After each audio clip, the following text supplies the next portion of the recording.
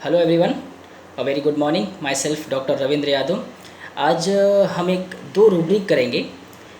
ये दो रूब्रिक को हम डिफ्रेंशिएट करेंगे और ये दोनों रूब्रिक को मैं आज एक्सप्लेन करूँगा कि हम ये दो रूब्रिक कैसे अप्लाई करते हैं अपने रूटीन में। ठीक है, बहुत अच्छे रूब्रिक्स हैं, बहुत कमाल के रूब्रिक है। ये जो दोनों रूब्रिक है, एक तो है डिल्यूजन ऑफ अ वेडिंग और सेकेंड रूब्रिक है delusion marriage going to be married.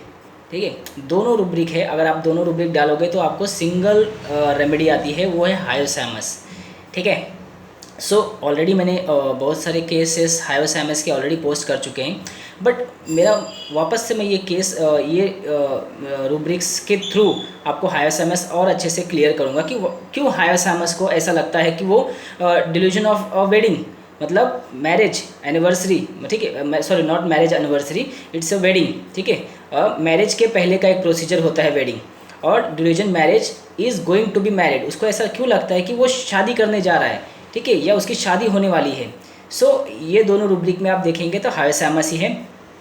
सो हायोसैमस को ऐसा क्यों लगता है? पहली बात तो क्या होता है कि जो वेडिंग होता है, वेडिंग जो होता है वो मैरिज के पहले का एक प्रोसीजर होता है। देखिए, तो हम कैसे समझते हैं इसको कि देखिए पहले क्या होता है कि दो कपल रहते हैं। हम दोनों लड़की को देखते हैं, लड़का लड़की को देखता है और लड़की लड़के को देखती है, आपस में बात करते हैं, पसंद करते हैं। ठीक है, उसके बाद क्या होता है कि पत्रिका छपती है, ठीक है, दोनों के नाम, ठीक है, लाइक रवि वेड्स XYZ, ठीक है, पत्रिका।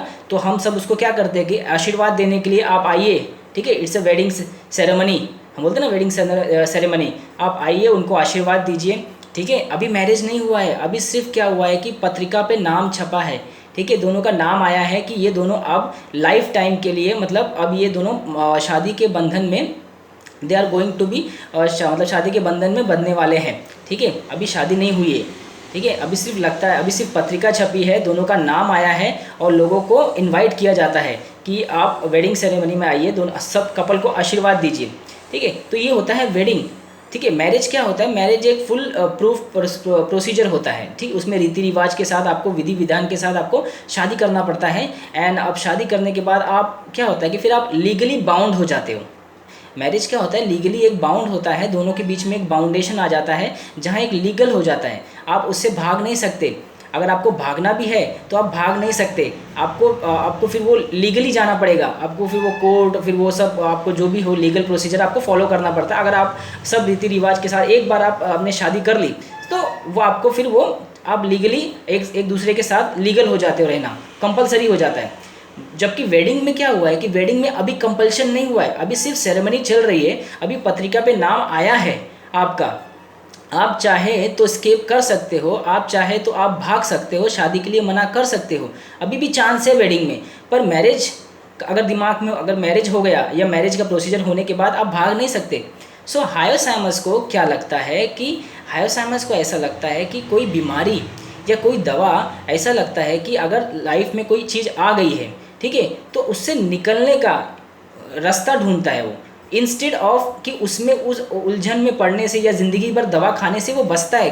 क्यों? क्योंकि उसको लगता है कि दवा खाना एक लाइफ टाइम मैरिज है, अगर मैं एक बार चालू करूँगा तो फिर मुझे उसको निभाना पड़ेगा, मुझे उसको ज़िंदगी भर खाना पड़ेगा, मैं उसको छोड़ नहीं सकता। मैं आपको एक एग्जांपल से समझाता हूँ कि एक पेशेंट है, मुझे यहाँ से कम 2 घंटे का रास्ता है। उन्होंने अपना बीपी चेक किया और बीपी चेक करने के बाद उनका बीपी मेरे ख्याल से 170 या 180/100 कुछ तो था। तो डॉक्टर ने बताया कि आपका बीपी बहुत बढ़ गया है एंड आपको ये गोली चालू करनी पड़ेगी, क्योंकि बीपी बहुत ज़्यादा है। और उनको क्या, तो चक्कर आ रहा था, हेडेक हो रहा था, छाती में दर्द हो रहा था, वीकनेस लग रहा था। तो डॉक्टर ने बताया कि आपको ये गोली खानी पड़ेगी और आपको बीपी बहुत ज़्यादा हो गया है। तो उन्होंने क्या बोला कि अब उनको ये तो पता चल गया है कि भैया मेरे अंदर बीपी तो आ गई है, डॉक्टर ने बता दिया है कि 180/100 है, बीपी तो आ गई है, ठीक है। अब क्या हो गया कि अब डॉक्टर क्या बोल रहे हैं कि आपको गोली खानी पड़ेगी, ठीक है। तो आप दोनों को समझिए, दोनों में बहुत छोटा सा माइनर डिफरेंस है, ठीक है। तो बीपी आ गई है और डॉक्टर ने बोला कि आपको गोली खानी पड़ेगी। तो इन्होंने क्या किया कि इन्होंने ये मुझे मेरे नॉन पर्सन है, तो इन्होंने क्या किया कि इन्होंने गोली तो नहीं लिया। इन्होंने क्या किया कि इन्होंने मुझे फ़ोन किया कि रवि मुझे इतना इतना बीपी है और मेरे को ये तकलीफ़ हो रही है, तो मैं आ रहा हूँ शाम को। मैंने बोला ठीक है, आ जाइए। सो पेशेंट वहाँ से ट्रैवलिंग करके 2-2.5 घंटे का रास्ता है, वो ट्रैवल करके मेरे क्लिनिक में आया एंड वो बैठा और मैंने पीपी चेक किया तो 180/90 था, थोड़ा पर ऊपर का 180 था और उसको चक्कर और हेडेक कंटिन्यूस बना था। सो मैंने उनको पूछा कि जब आपको डॉक्टर ने बोल दिया कि आपको बीपी हो गया है, 180 है और आपको बीपी गोली लेना पड़ेगा या गोली ले लो आप, तो आपने अवॉइड क्यों किया, आपने गोली क्यों नहीं खाया?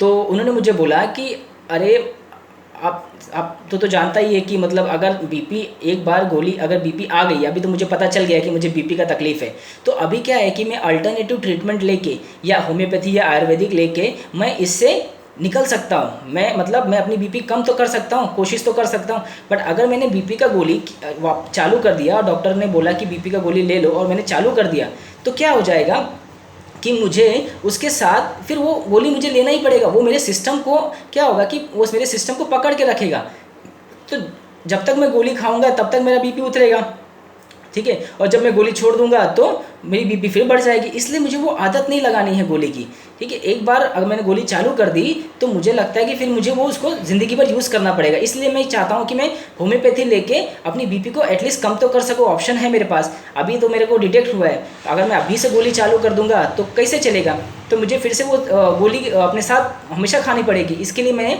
तुझे फ़ोन किया।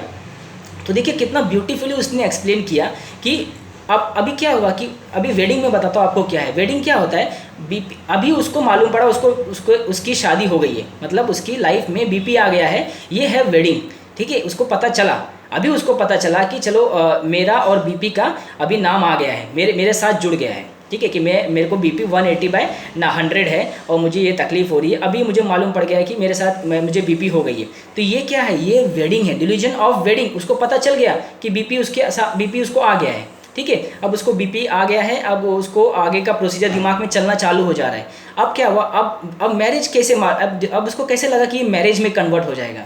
अब उसको जब डॉक्टर ने बोला कि उसको गोली लेनी पड़ेगी, आपको ये गोली चालू करनी पड़ेगी, तो उसने क्या बोला कि सर मैं गोली अगर मैं चालू कर दूंगा तो मुझे वो ज़िंदगी भर खानी पड़ेगी, मुझे उसकी आदत नहीं लगानी है। तो ये क्या हुआ, उसको ऐसा लगता है कि अगर उसने एक बार गोली चालू किया तो उसे ज़िंदगी भर के साथ या ज़िंदगी भर का उसको निभाना पड़ेगा गोली के साथ उसका बाउंडेशन हो जाएगा और उसकी बॉडी के सिस्टम को वो गोली पकड़ के रखेगी, फिर वो छोड़ नहीं सकता उसको, तो वो भाग नहीं सकता। अभी क्या है, अभी तो सिर्फ उसके साथ नाम जुड़ा है कि उसको बीपी आ गया है, बीपी उसका 180/100 है और अभी तो उसका नाम आया है पत्रिका में कि उसको भैया फलाने को और उसको XYZ को बीपी आ गया है, अब इसके साथ उसका संबंध मतलब जुड़ गया है। हाँ, तो अभी उसने क्या बोला कि अभी मैं होम्योपैथी या आयुर्वेदिक लेके एक्चुअली इससे निकल तो सकता हूँ, मेरे पास ऑप्शन है, मैं भाग तो सकता हूँ, मैं इसको ठीक तो कर सकता हूँ, ठीक है।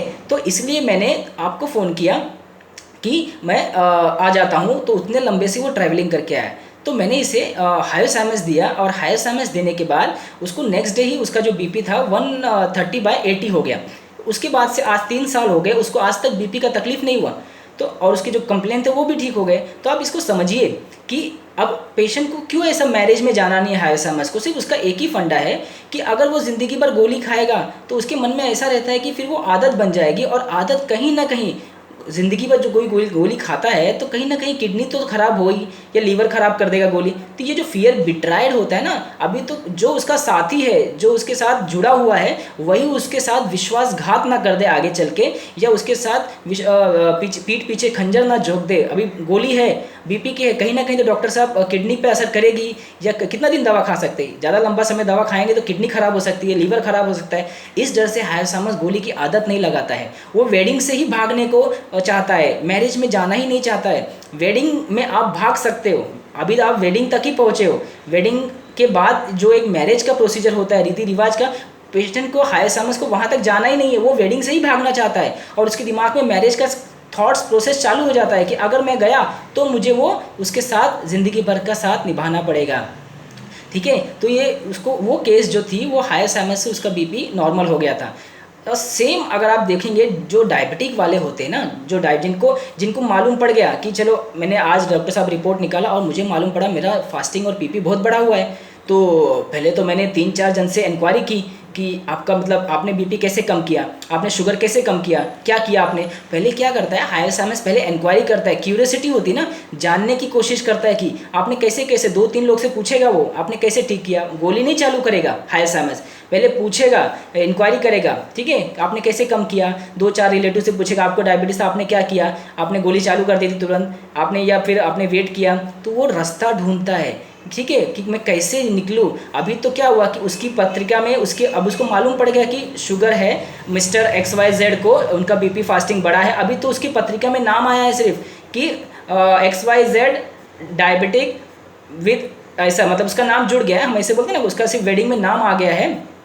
तो अभी क्या कर रहा है कि वो अभी क्या उससे भागने का रास्ता ढूंढ रहा है। वो उसको पता चल गया कि अगर डायबिटीज़ की गोली मैंने चालू कर दी तो delusion married, he is going to be married, उसको वो ज़िंदगी भर का साथ डायबिटीज़ के साथ रिश्ता जुड़ जाएगा गोली के साथ, और उसको उसके साथ निभाना पड़ेगा। फिर वो भाग नहीं सकता, फिर वो उसके साथ बाउंड हो जाएगा। लीगली भी समझिए, मजबूरी में समझिए, अब जो भी समझिए, शादी के बाद आप मजबूरी में रहिए या फिर लीगली रहिए, आप भाग नहीं सकते। वेडिंग में आपको भागने का चांस है। आप हाइपोथैलेमस रास्ता ढूंढता है भागने का कि मैं कैसे निकल जाऊं, मुझे मैरिज तक ना जाना पड़े। तो वेडिंग जो होता है वो मैरिज के पहले का प्रोसीजर होता है, ठीक है, वेडिंग सेरेमनी होता है जहां आप निकल भागने की रास्ता कोशिश करते हो, आप निकलने का रास्ता ढूंढते हो। सो ये जो डायबिटिक वाले होते हैं ना, पहले इसलिए जो हाइपोथैलेमस होते हैं वो जल्दी गोली स्टार्ट नहीं करते, डर के मारे कि अगर मैंने चालू कर दिया तो मुझे ज़िंदगी भर उसके साथ रहना पड़ेगा, उसके साथ खाना पड़ेगा। ऐसे पेशेंट आपके क्लिनिक में आते हैं, डायबिटीज़ की मालूम पड़ा पर वो डायबिटीज़ की दवा खाते नहीं, पहले ट्राई करते नेचुरली वे में, ये तरीके से करते, वो तरीके से करते, जल्दी चालू नहीं करते। उनको पता होता है कि उसका क्या कारण है, करेंगे तो वो क्या हार्मफुल करेगा, पहले से दिमाग में रहता है उनके। So this is the overall, जो मैंने आपको 2 एग्जांपल दिए, एक बीपी का एक डायबिटीज़ का, ठीक है। तो ऐसे होता है डिल्यूजन ऑफ अ वेडिंग और delusion marriage is going to be married. Hypothalamus है क्योंकि उसको फियर बिट्राइड का डर होता है कहीं कोई ऑर्गन फेल ना हो जाए, डर होता है कहीं कोई किडनी या लीवर फेल ना हो जाए या कोई और तकलीफ ना पैदा कर दे। अंदर तो दवा आप कंटिन्यू खा ही रहे हो, डॉक्टर साहब कहीं अंदर ही अंदर कुछ और ना तकलीफ पैदा कर दे, इसकी खाने गया कहीं और कुछ ना गड़बड़ हो जाए या कहीं और कुछ निकल के ना सामने आ जाए, इसलिए वो जल्दी दवा नहीं चालू करता है। So this is the overall explanation of delusion of a wedding and delusion marriage is going to be married and fear betrayed of hypothalamus. Thank you.